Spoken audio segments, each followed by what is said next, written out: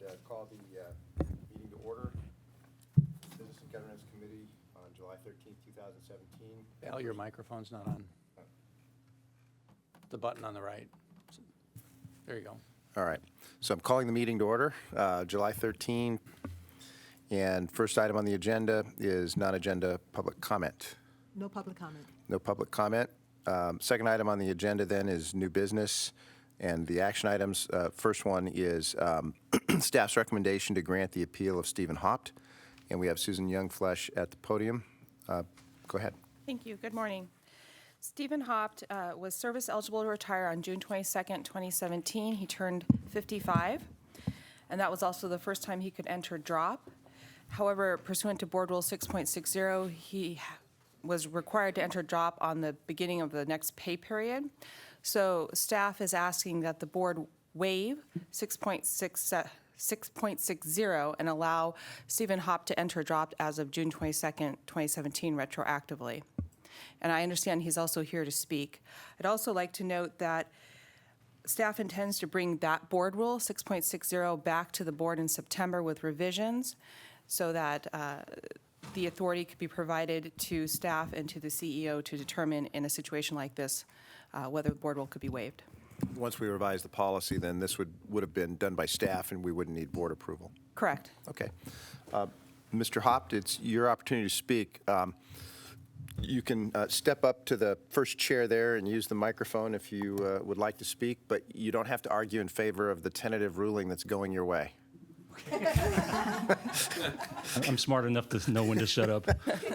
I just came to introduce myself so you could see a face with a name and to thank you for hearing it. I appreciate it. So thank you.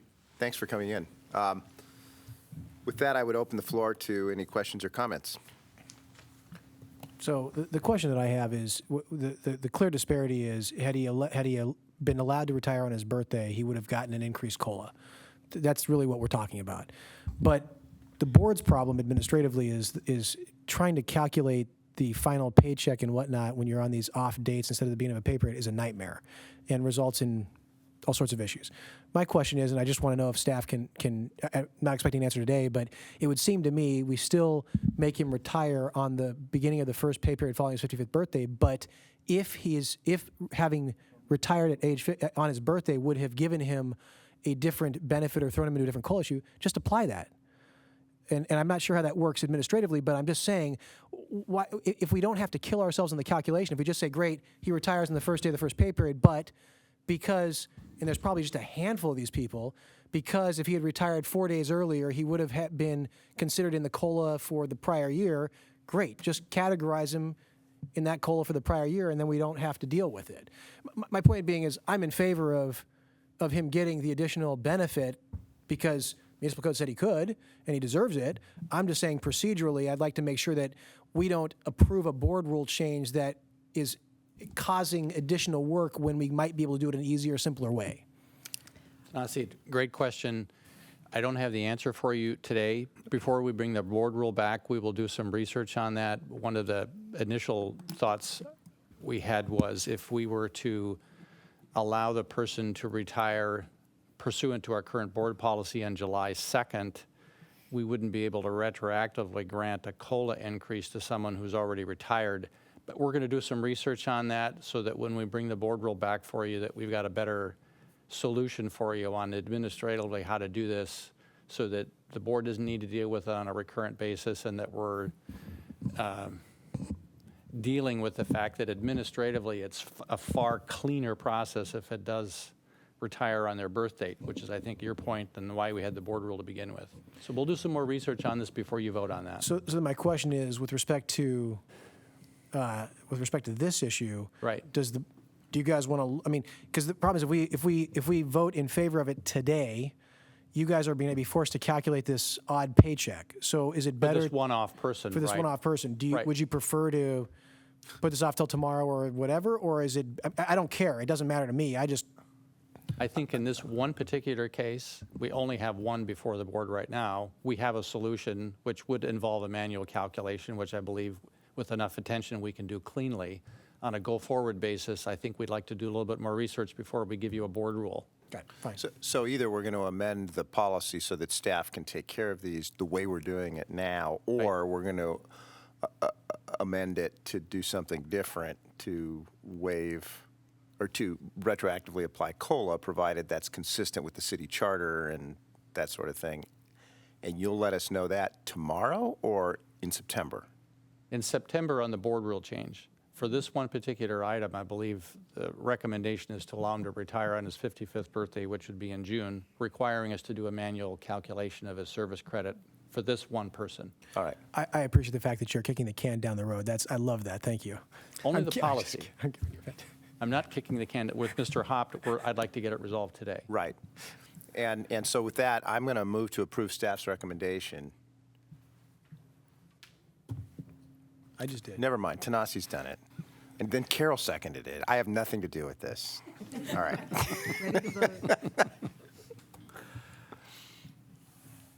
All right, it passes 4-0. Thank you. Thank you, Mr. Hopp. Thank you, Susan.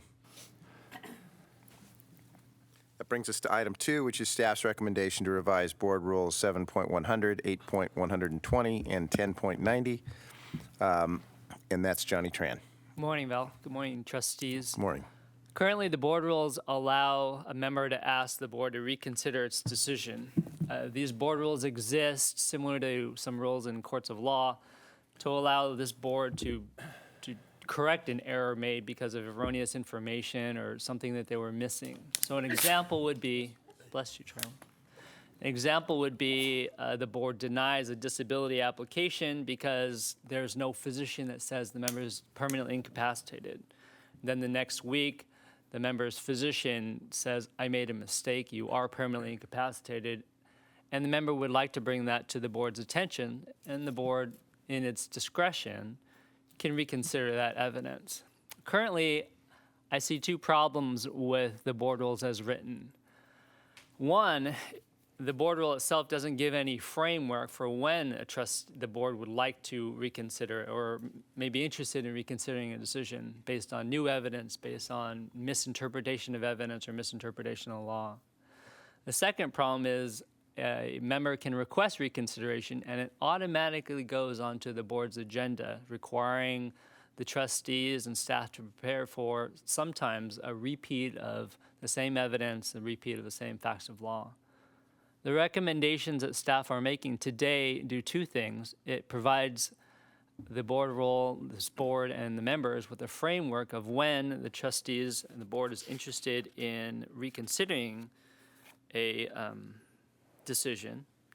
And that's based on newly discovered evidence that could not with reasonable diligence have been discovered earlier or to address errors or omissions of fact and law. It also explains that the board will not consider requests for reconsideration based upon the same facts or legal arguments presented to the board as part of its original decision. The second substantive change to this rule asks that the board president or his or her designated trustee will determine, based upon this rule, whether or not a request by a member meets the framework for reconsideration. If it does, then it will go on the agenda, just as it would do today under the current rule. If it does not, then the CEO would draft a letter to the member and denying his request for reconsideration, such that the board would not see that item. With that, I'll take any questions. All right. So thank you, Johnny. I have a couple of questions. I'm struggling with whether or not this revision expands or limits our discretion, because right now, the way it's written is that prior to becoming final, the board can reconsider at any time, and presumably, by inference, after it becomes final, the board may not reconsider at any time. So this now says, is this now saying that at any time, even after finality, the board in its discretion can reconsider? It is not. It's not intended to say that. Okay. So the board's decision becomes final 14 days after that decision. So And after that, it's not subject to being reconsidered for any reason. correct. All right. And then, so this is saying that we may consider requests for reconsideration based on newly discovered evidence, but will not consider, or law, but will not consider based on reconsider based on the same facts or legal arguments. Do we really want this? Doesn't it limit our discretion to reconsider based upon the notion that we think we made a mistake? It does limit. As the board rule is currently written, you can reconsider anything. So have Right. the same applicant say the same thing again. I would prefer to be able to reconsider anything unless unless this is a solution to a problem that we've encountered. I believe it is. I've been here 8 years, and I've never seen a request for reconsideration considered by the board because it's never been based on new evidence or a new point of law or a misinterpretation of something. So as a result, without any guidance, the members see that they can request for reconsideration. They ask for that. It goes in front of the board. The trustees reread all the material that they have read again with nothing new based on the decision they made at the last meeting. So I am trying to create a framework for this board to limit what the board wants to see for reconsideration, if that is in fact what you want, and you'll let me know today. And also give a framework for the members so they don't just go through the motions of requesting for reconsideration and the board being not interested in it. So this really is intended to avoid wasting time, but on the other hand, it looks like it might limit our discretion to correct our own mistake if we decide that we should do that. One of the reasons, the grounds for reconsideration is to correct your mistake. I'm sorry, let me try to find the exact language. Errors, omissions? Errors, omissions, or fact or law. So But that's only if the request is based on newly discovered evidence that could not with reasonable diligence have been discovered earlier. Oh, no, it's an or to address errors and omissions. Okay, so you leave us the discretion to correct errors of fact or law. Okay. Yes. Then my next question, and then I'm going to get to Tanasi, is it doesn't say that the board shall not consider requests for reconsiderations. It says the board will not request. I'd just like you to think about whether will is the right word there, which is sort of like saying this is what we intend versus what we may or may not do. And then my last point is you give the board discretion to consider requests based on new evidence, but then it provides in Part C that the board president or designated trustee determines in good faith whether or not a request meets the requirements of B. So you've got two different standards. One is the board's discretion, and the other is a good faith standard applied to the designated trustee or board president in deciding whether to bring it to the full board, I think. Is that right? well, the intent is that not every request for reconsideration come before the board based on the framework that I am recommending today. Without the good faith determination by the board president or his or her designee, everything will come before the board again. So the intent is to try to limit what comes before the board. So I don't see it as two different standards. So you're interposing the single trustee as a filter or gatekeeper for matters that come to the whole board and imposing a good faith standard in order to not waste time at the board. And to mislead a member into thinking they've got another swing at the plate when there's nothing new being presented. It effectively kicks the can down the road for 2 months for the member for no Okay. benefit. Let me turn to Tanasi then. First of all, I completely understand what you're trying to do, and I'm in favor of limiting it. But I completely understand what Val is saying. And so my suggestion is, I don't know that necessarily we need a change to the board rule. Maybe so. Here's my thought process. Number one, I think we should explain to potential appellants what the board wants to see from a standard review. And I don't think that needs to be a board policy. Just simply says, hey guys, look, if you've been through the process and the adjudication process and whatever, you're unhappy with the decision, please understand that that's the solution for you. But if you have new information, different information, if something else has come up, if there's been an error of law or fact, that's the stuff the board will consider. But I don't think you should change our discretion, okay? Because I think, to Val's point, the board should have the right to do whatever it wants, but we need to communicate to these appellants what the standard of review generally is by policy, okay? The second issue is I'm a little bit concerned about putting the president in this position where they are going to be singled out with to make a decision one way or the other. it seems to me that if anybody wants to appeal, whether we like it or not, it should come before the committee. And either the committee authorize it to come to the board or not. If they don't, it dies there, and we send back and say, no, the board did not accept your appeal because the committee didn't vote to accept the appeal. If the committee votes to accept the appeal, then I think it goes to the entire board. But putting that in the hands of the president or the designee opens that person up to a great deal of criticism and scrutiny that, was there some collusion, was there some problem? But at least if it comes in front of a committee and the committee sits there and says, we had a quorum and we said, hey, nope, there's nothing new here, we don't want to deal with it, fine, let it die there. So I think you can accomplish both of those without necessarily changing the board policy this way, but that's just my thoughts. I don't know how you... I completely agree. I would not. I would prefer not to have a single officer with a good faith standard reviewing these things. I think it'd be better to have the B&G committee deal with it in the ordinary course. I also would commend you to the wording of section 1008 of the Code of Civil Procedure, Part A. Which is exactly the same thing you're trying to do here. It's the reconsideration statute, as I'm sure you know, and you probably read it. But it says that that any party against whom a ruling is gone may seek reconsideration only upon a showing of new facts or law. I think it would be better to phrase it that way and just say that a party who's been, received an adverse ruling can make an application for reconsideration, but only on those grounds. And then that's the standard by which we judge it. And instead of having the board judged, we're judging the reconsideration motion under that standard, which I would like better than imposing limits on the board. Okay. I don't thank you for your input. I don't see this as something we should pass today, given all the significant feedback that I've received. I will draft a revised staff report for September for your review. Okay. Sounds good. Thank you. Thank you. Thank you. All right, so the next item is still Johnny's. It's staff's recommendation to revise the board's meeting policy.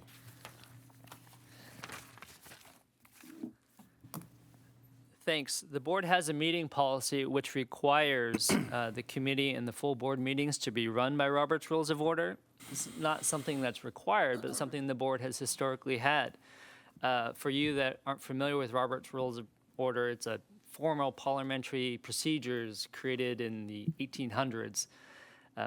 However, since since I've been started working here, the board hasn't exactly followed Robert's Rules of Procedure. Specifically, Robert's Rules requires before a motion or an item is discussed that someone make a motion and then seconded it.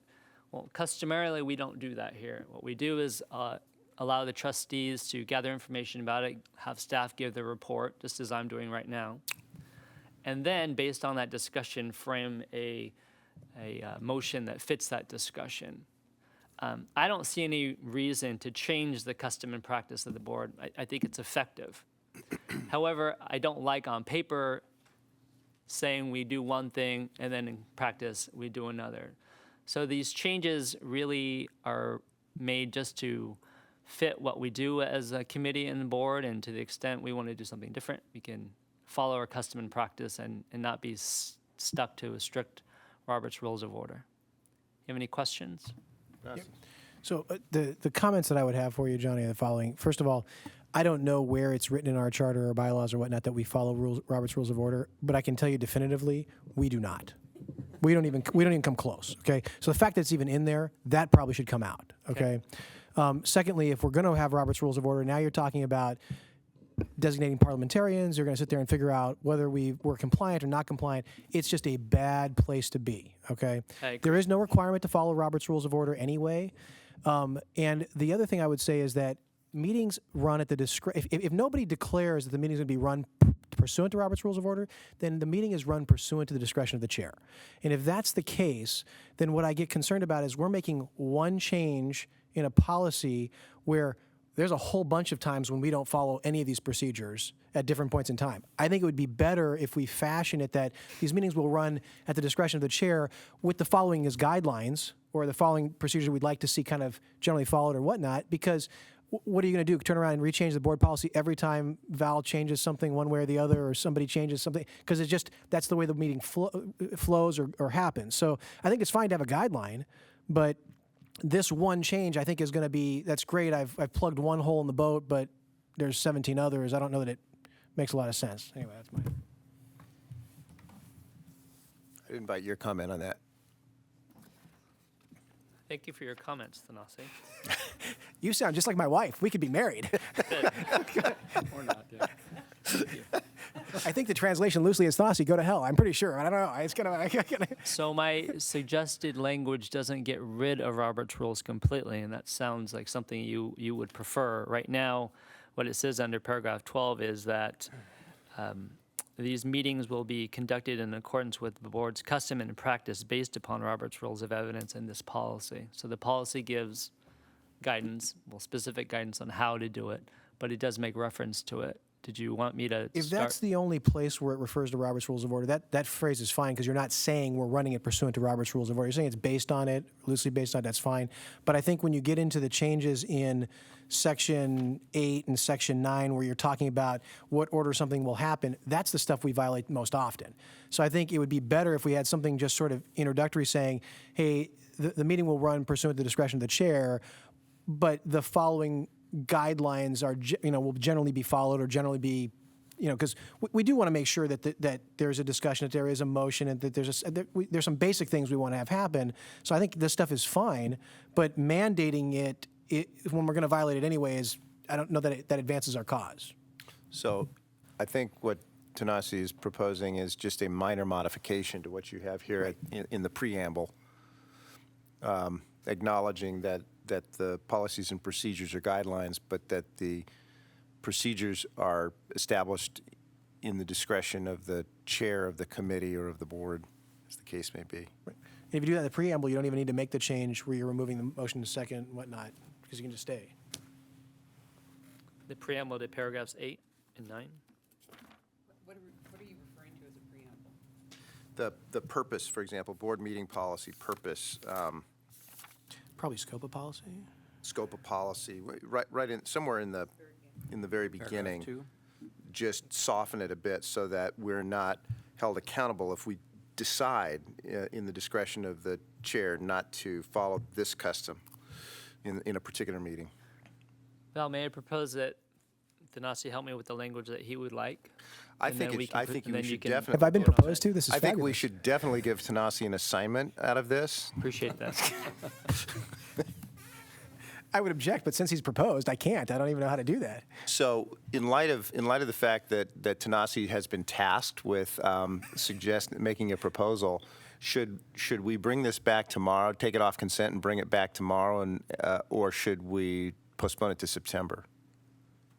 I'd like to get rid of it this meeting, so I think Thanasi and I can do a good job today and present it to the board in a format that this committee would be happy. In order to do that, do we need to vote on it, or can we simply kick it to tomorrow without a can- recommendation? It may make more sense to not vote on it today, given we don't have the language, and that would be somewhat unfair to you. And then we can just take it off consent with the language tomorrow and then have this discussion. Does that work, Mark, for you? Yeah, we'd have to delete all the edits that are currently in the red line and then put a new red line edit in there, which you've not seen. We could do all that stuff on the fly today. It might be cleaner just to show you ink on paper tomorrow morning before you vote on it. Yeah. Okay. If you're okay with that, Yep. then let's do that. Okay. All right. Thank you. Bringing us to item 4 on the agenda, which is staff's recommendation to revise the ethical conduct, compliance, and training policy. Thanasi, did you tell me, I think I heard your mom calling you? Go ahead, Johnny. My mom's not that stupid. Please, come on. All right. Hopefully, third's a charm. Yeah, you're 0 for 2 for something. Thank you for pointing that out, Mark. The board policy is, the board requires that you review this policy each year. The policy outlines what it says. It outlines the ethical conduct requirements, your compliance requirements with the state and city's ethics policy, and that you attend training. Staff has no substantive changes to this, but would like to update the policy based on with the current situation. We'd like to remove mention of the City of San Diego Office of Ethics and Integrity because the office was dissolved. We'd like to change retirement administrator to the CEO, which is the current title used. And then a housekeeping change to paragraph 2. Tanasi? Oh, no, I think we should keep it just the way it is. I don't care if it's been dissolved. Let's do it. Following Robert's Rules of Orders for this one, I'm going to make a motion to approve staff's recommendation on this.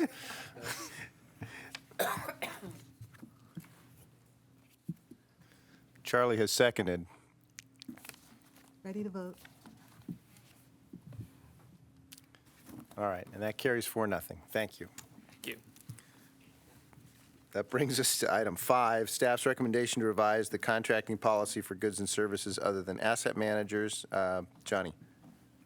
The board's contracting policy requires for fiduciary services that we issue an RFP every 3 years, regardless of whether or not you like your current fiduciary counsel.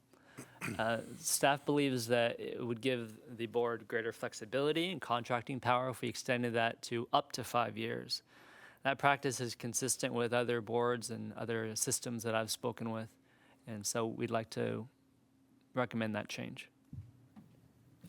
Tanasi? I just have a question. Can we reduce general counsel's contract to a year? No, I'm kidding. The only question I have is, when we write these contracts, they're at will, right? Yes. And so we can terminate at any point in time. It's just, you just want us to be able to not have to do an RFP every 3 years, but do it every 5. Correct. Fine. Okay, thanks.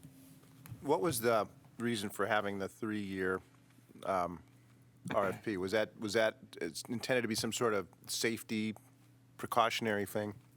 I'm not sure, Val. When I came here, we had many contracting policies that it's a 3-year contract with 2 one-year renewals.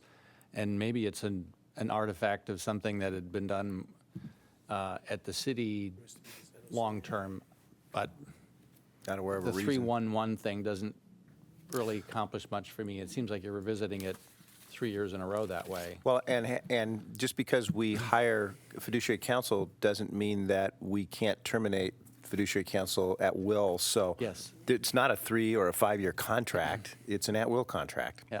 We're just talking about the frequency of RFPs. Do we have what's the frequency for RFPs for our investment advisors and that sort of thing? Well, it's 5-year on the actuary, it's 5-year on the CPA. I don't recall the term on all of the investment advisors, like the custodial bank and Well, general I investment really meant the consultants. fiduciary and the Yeah. tax counsel and CPA and all that. Yeah, we have, Generally in our, vendors. in our board policy, we have 4 specific vendors that are called out that are treated a bit differently. And I know the actuary and the CPA are 2 of those, and is fiduciary counsel a 3rd one? Yes. So those pull-out ones are now moving to 5 years. Okay. I think we can have the motion buttons up. Charlie Hogquist made the motion. I did the second. Ready to vote. And this motion is carried 4-0. That brings us to new business, no action items, non-action items. And the first one we have is the review of the fraud and criminal acts policy by Johnny Tran. This is another policy that the board reviews each year. This policy generally prohibits trustees and supervisors from committing dishonest or fraudulent acts, requires that trustees and staff report such conduct, and prohibits retaliation for doing so in good faith. It outlines the procedure for investigation of these alleged crimes and procedures for corrective or disciplinary measures. Staff reviewing it this year has no changes to it, but welcomes any feedback by the committee. There's no one in the queue. Thank you. Thank you. That brings us to the annual report on overpayments and Marcel Rossman.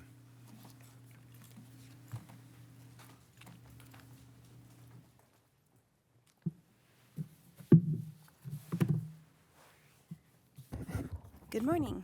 Good morning. So you have before you our annual report on overpayments.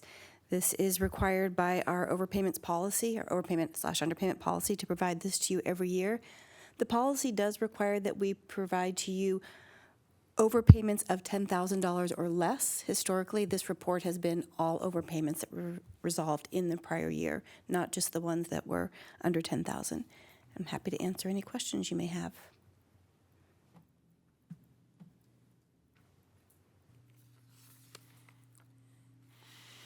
There's no one in the queue, so thank you very much. You were brilliant. I'm next. That takes us to old business, no action items, non-action items. And we have a report on overpayments to members exceeding $10,000. Wait a minute. Same thing. Okay. This is our requirement to report to you as soon as we identify a member who owes more than $10,000 to the system. So we do have one new member. This was a member who had established reciprocity with CalPERS, and when reciprocity is established from someone who worked at another agency and then came to SDCERS, they get a rollback of their age rate. Their contributions are calculated at a lower rate, so that results in them paying less in contributions than they otherwise may have been required to. Subsequently, it was determined that there was an impermissible overlap, which means the age rollback goes away and reciprocity goes away. So this is the issue for Mr. Spicer. He does have and still has one option, which is to work with his previous employer and have them change his employment dates, but we don't have anything else that we can do on this one.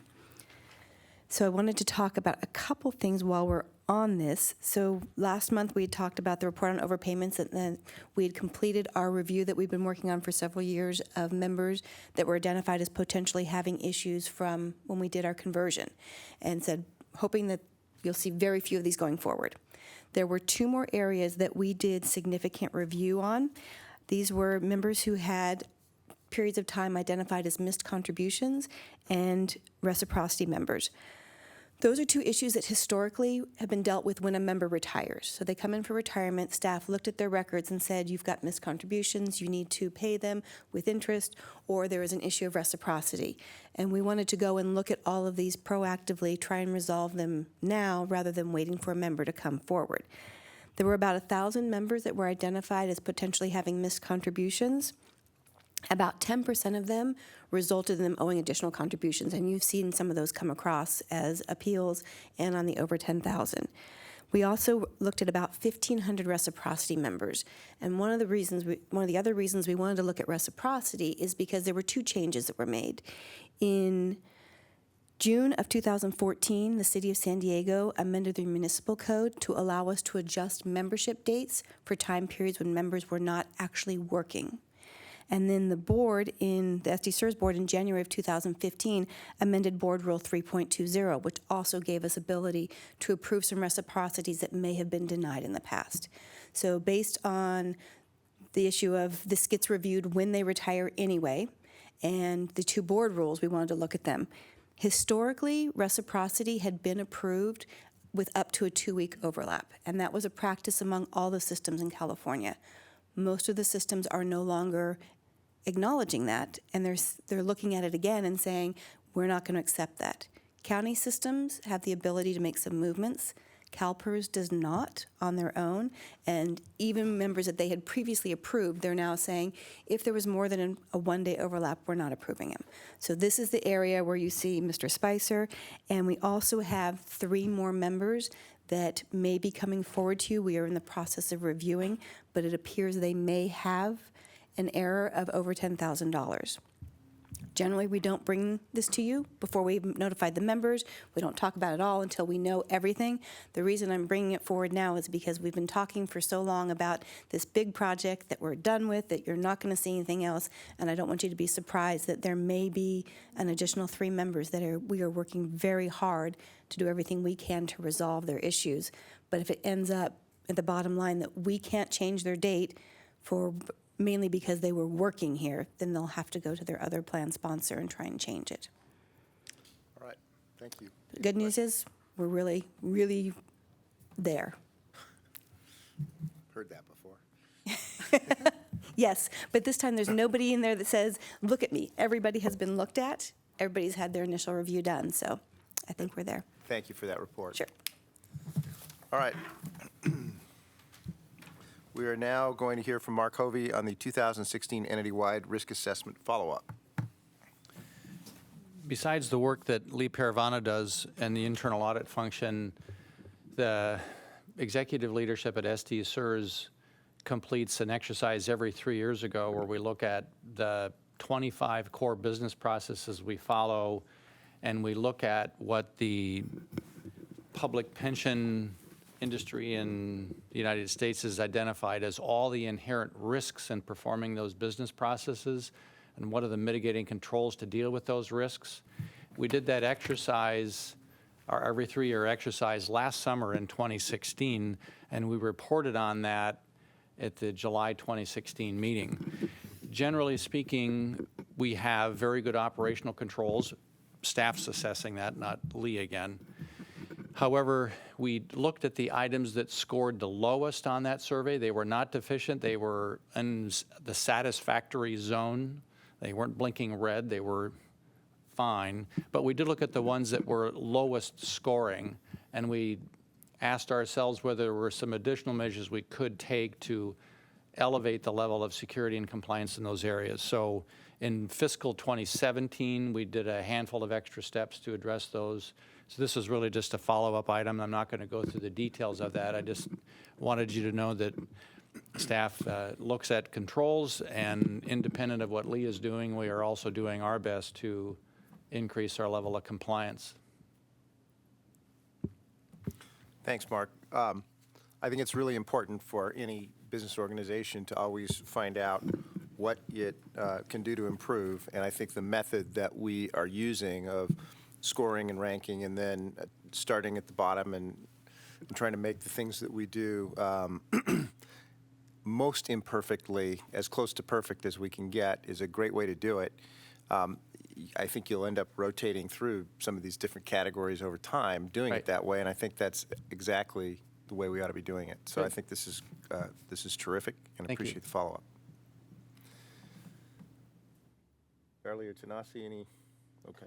So when it says no action, I say don't bother reading, so I don't have any questions. Oh, okay. So we kind of- I just know if you didn't understand what a SWOT analysis was. Probably don't. I All think right. it's a police action. Thank you, Mark, and thank you, Lee. Does Lee get to audit your follow-up? He assists in the compilation of the data and on the reporting of the data. When I mentioned that we reported out on this in the summer of 2016, a year ago at this time, actually Lee did the report out representing what management had said. So he does second guess the work of staff if we think the things are not correct. So he provides some oversight in reviewing that function as well. Right. He doesn't actually complete the self-assessment, but he does look at our responses and hold us accountable if we're blowing smoke. Thank you. I see Lee is Right, nodding Lee? back there. Shake your head, yes. All right. Then let's move on to the status reports. The first one is from Johnny Tran, legal. Thanks. Tanasi, this is a non-action item which you haven't read, so pay attention.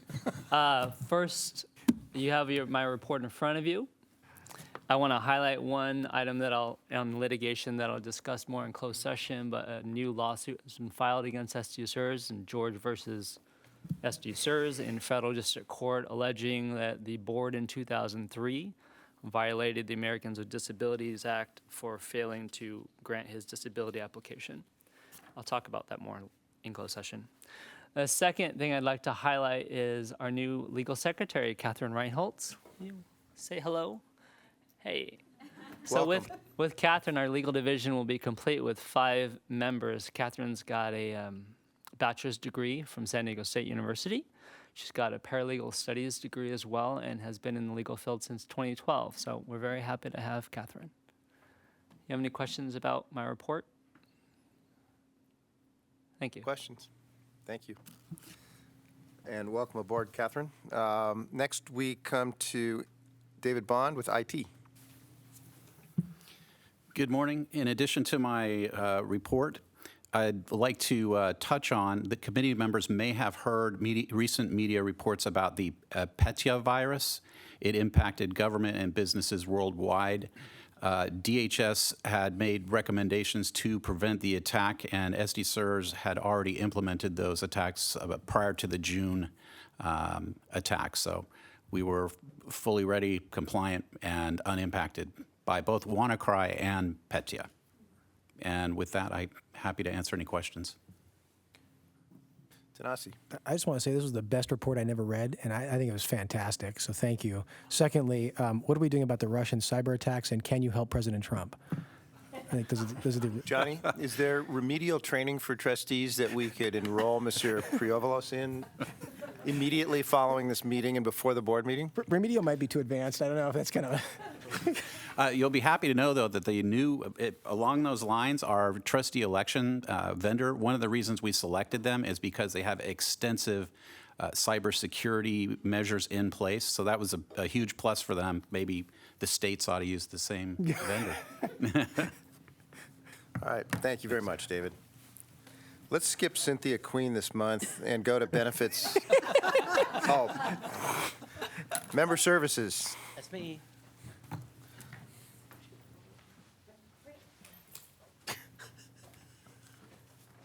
We got it orchestrated. Good morning. Good morning. Thank you all for your service here and for holding us accountable. I appreciate that. In Mark's report on the risk assessment, you touched on how we are always striving to improve and to be the very best, and like to think that we are the best. Our goal is perfection. So, I mentioned to you before that we were launching an online application program 2 weeks ago that went live. Very pleased with how it went. Without even publicizing it, we've already had 5 people utilize the service because it's very simple to get to and easy to find. The rollout of it went very smoothly. We have a few additional tweaks that we're making, which is exactly as we'd expected, but it went very smoothly because of the extensive effort and testing that we put into it. We're very pleased with that. I mentioned before that an amazing byproduct of this system is we've eliminated the need for paper applications. And I want to emphasize that anyone who wants to retire, whether they're going to start the process online or whether they're going to come into the office, they will be entered immediately into the system. So if a person doesn't have a computer, doesn't want to do it that way, that's fine. But we've eliminated that extra step that could sometimes lead to maybe mistyping. So we're always looking for these efficiencies and process improvements. And that's really been that was the core purpose of implementing the IRIS system that we always talk about. This is a wonderful feature of IRIS that has allowed us to learn so much about the system and make overall process improvements. And for me, this has been really one of the best learning experiences of my career and a great experience to have. It would not have been possible without the leadership of Michelle Wagner-Malecki, who has implemented IRIS for us. She's sitting back there in some fabulous stripes. Without Michelle, I don't know how we could have pulled all these pieces together. We got a lot of really smart people here, but it took someone to bridge that gap between smart, friendly people and smart computer people, and just to get everything working and to keep all the teams together. Really appreciate her work on that, and Shawnquana Pemberton doing an excellent job leading that. So all these changes that we put in place are to enhance our service, not just to make our lives easier and hang out and have fun. So by making our application process more efficient gives us more time for outreach, which is one of our goals to increase our seminars. So Antonio Roberti over here on the end was out at the airport 10 o'clock on Tuesday night, giving an in-person presentation to the 3rd shift of the Fleet Maintenance Division at the airport. These are some folks who apparently, baggages? only 2 of them had looked at the website at all. So this was a group of folks who really weren't in tune with what their benefits could be or what they needed to do to retire. So by having that attention to the personal detail, it made a real difference. He was out there again with another group, the traffic directors, at 7:30 this morning, and has 3 more seminars coming up in the next week. So we really want to be able to go out and make that effort out where folks are and where they also feel most comfortable. So big thank you to Antonio. That's me. Talking about personal service, the month of June is the best test for the call center because that is open enrollment. So in looking at the statistics, which we keep so we can make sure we measure our performance and continue to improve, this year, with all our excellent publications and experience in this, we received 22% less calls to the call center. Still a big number, but 22% less than last year. However, staff not only beat the goal time by answering phones an average of 16 seconds, but they answered the calls 80% faster than they did a year ago. I'm so proud. I'm so proud. Now, in order to make these statistics, you have to not only answer the call quickly, you have to answer all the calls. You can't just answer 3 calls quickly, and this doesn't work that way. So our whole team is top-notch, which is why I have paraded them down here. And I would please like you to stand, rock stars. This is Raven Pacheco, Andrea Valdez, and this is Catherine Keteleg. Raven and Andrea have both been recognized in the past year for their excellent customer service. During the month of June, they both had a 100% handle ratio, which means no one escapes them when that call comes to their desk. Always so friendly and helpful. And Catherine is new to our team, wonderful, and this is my impressive statistic on Catherine. She went through a brief training and was thrown into the phones, and for her first week on the phones was during open enrollment. Call handle ratio, 97%. Stunning. I tell you, in the call center world, this is stunning. Antonio, you should stand up too for what you did earlier. Now, just to make it all happen, Shawnquana Pemberton, please stand up. Hurry up. Everybody's up. This is our wonderful supervisor of the call center. As you know, Mark correctly referred to her yesterday as a superstar. She has encouraged them in every way, trained them, and supported them, and I'm very grateful. And I'd like to give a thank you to the folks who are upstairs actually answering the phones right now, Selene and Claudia. The whole team just works together wonderfully, and thank you for the opportunity for me to show them off. I'm so proud. Thank you all. You guys don't come to all the meetings, but I would say 2 or 3 years ago, these statistics were a little bit bleak when they first came out, I thought. And I commented on it and asked Cynthia to start providing graphs and charts and showing us all this stuff. And I've got to say, this has succeeded beyond my expectations by far. And I think it's really important, and I really appreciate the hard work that all of you have put into making it happen. I totally agree. And thank you so much for your support and accountability. It really makes a difference with everyone working together. Thank you. Thank you all.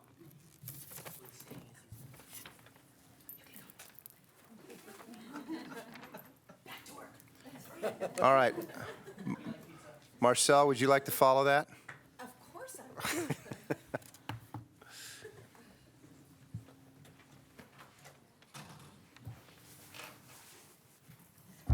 Good morning again.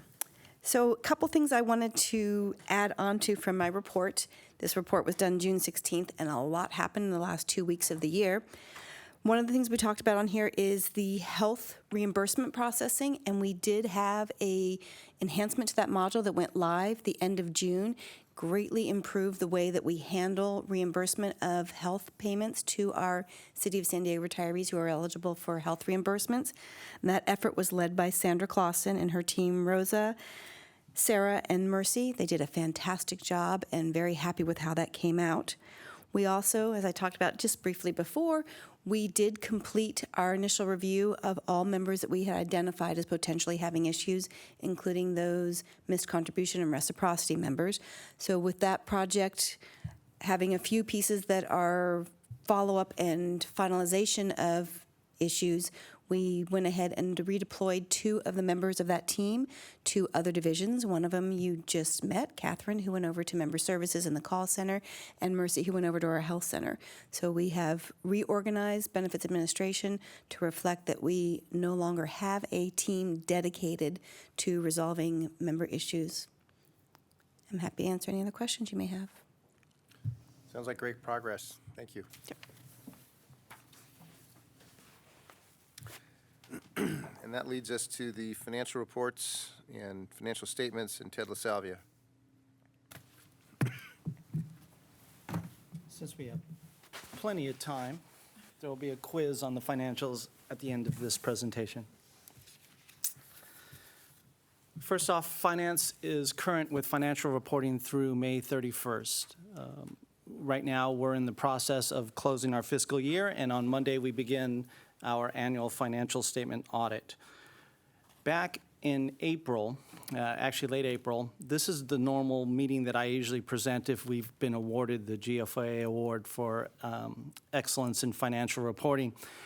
This year caught me a little off guard because we got the notice about a month and a half earlier, and I did not report that out in this report at our prior meeting.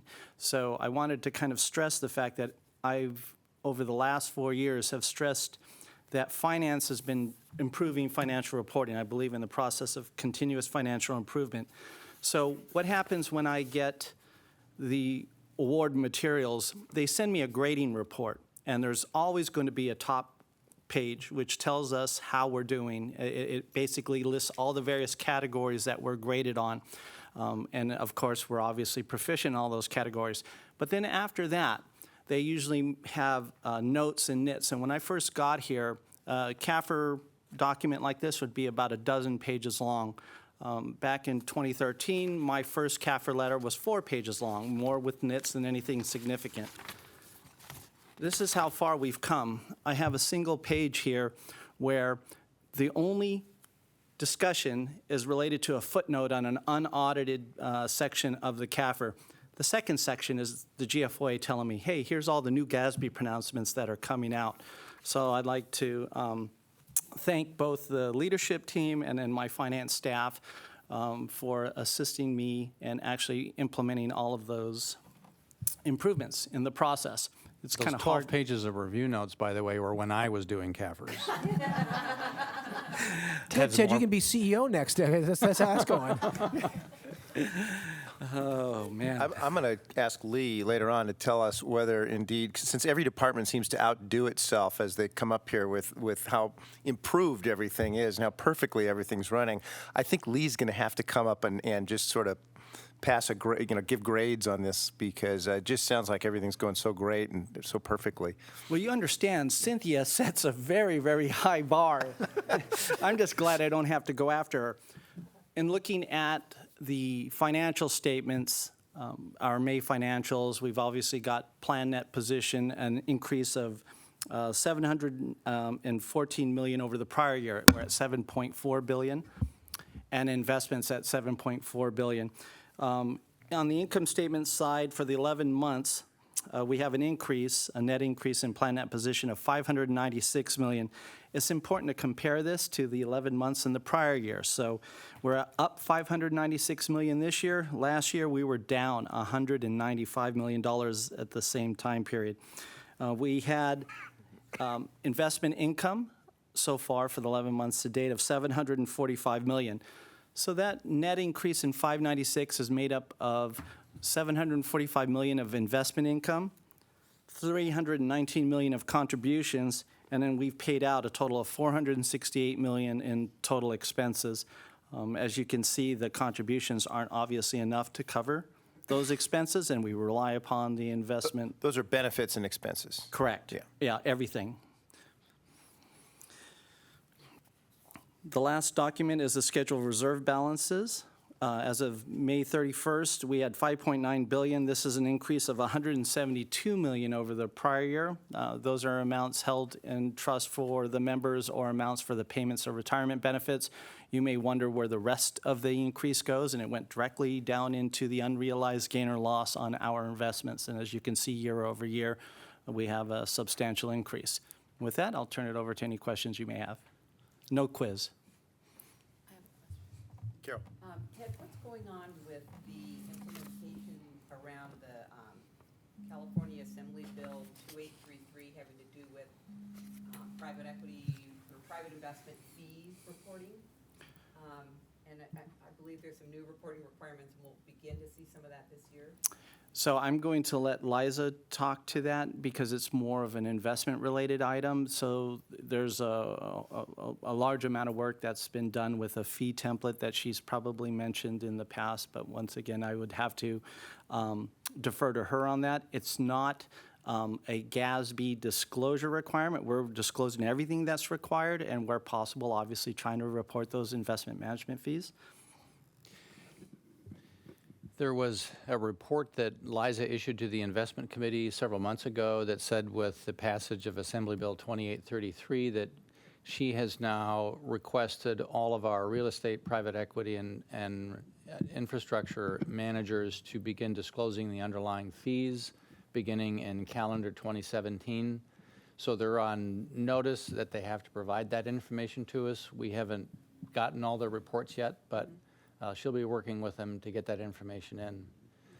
And there's probably a report out to the state of California. One of the other items that finance does that you're not aware of is we have something called the State Controller's Report, which is a detailed financial report where we're reporting our year-end information, and that filing deadline is December 31st for us. So that is a pretty extensive document, and it probably would use something similar, I would think.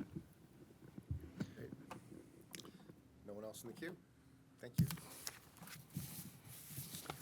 So this brings us to questions and comments from chair, trustees, and staff. I do have a comment. Mark, you may as well, but my comment is back to the point we made earlier, which is this organization appears to be running like a well-oiled machine at this point, as good as I've ever seen. And I just want to congratulate, staff and Mark for that, but also I'm curious to know, when things are going as well as they're going and we're on track, how do we make sure we don't rest on our laurels and let things deteriorate? And I guess, it's really a function of Mark's leadership, but also Lee's function as well to make sure that even though we see everything going so well, that we maintain our culture of excellence and continue to be mindful and watchful to make sure that it stays this way. If I could just touch on a couple things, you're absolutely right. We do not want to become complacent in what we're doing here, and we're the beneficiary of having a good tenure with the leadership team here. I think I've just got an absolutely rock solid team. They've been here a while, so how do you stay fresh and how do you stay on your edge to make sure that we're doing the right things? I'm always looking for feedback on how we can undo things better. A couple of things we've done this past year that I think are noteworthy. First, in the area of tax compliance, we've relied on an outside tax law firm, Ice Miller, to be advising us for 10 years now. And we went and did an RFP to get a tax compliance review done by a CPA firm, KPMG. You'll hear about that in September in a couple months. So fresh set of eyes coming from the accounting profession, not the legal profession, to making sure that all the compliance issues that really made us a train wreck 10 years ago that we're on top of. So a lot of good work done by KPMG. I'm looking forward to sharing that with you in 2 months. Another thing we did is in the IT world, as fast as the cybersecurity risks are evolving today, you can't possibly stop worrying about whether you're adequately protected. So Dave's done a very good job, but even he will admit that it's tough to stay up on top of these things. Lee, as good as he is not an expert in the whole area of cyber risk. So we went outside and had a firm do a risk assessment, a deep dive on all of our IT world issues. That report was shared with the audit committee yesterday. We are going to be talking about that in more depth at the September full board meeting. So it's an outside external set of eyes coming in to look at IT-related risks. And I just think it's another step that we can take to make sure that we're doing the right thing. We have periodic tools that Lee uses and management uses to assess the level of risk that we're doing here. I believe it's important that we not use the same tool all the time. In some cases, you have to follow that analogy. If it isn't broke, break it. We got to have a different look at doing things. So, I'm committed at doing things in a fresh way, and it's important that we do that.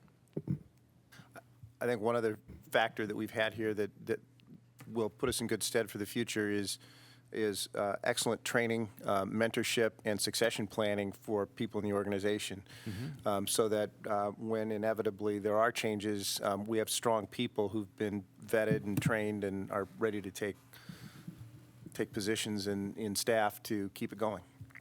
I agree. And as the board president knows, we, partnering with Luli Silva, our HR manager, we do succession planning on an every 3-year basis. We just completed that exercise last fall and debriefed with Val on what that plan is for my position as well as all of my direct reports. Great. I have nothing further. Any comments? Nope, thank you. All right, thank you. In that case, we have no non-docket items. So we can, Charlie, Are are you in the queue? Yes, oh, Charlie's in the queue, sorry.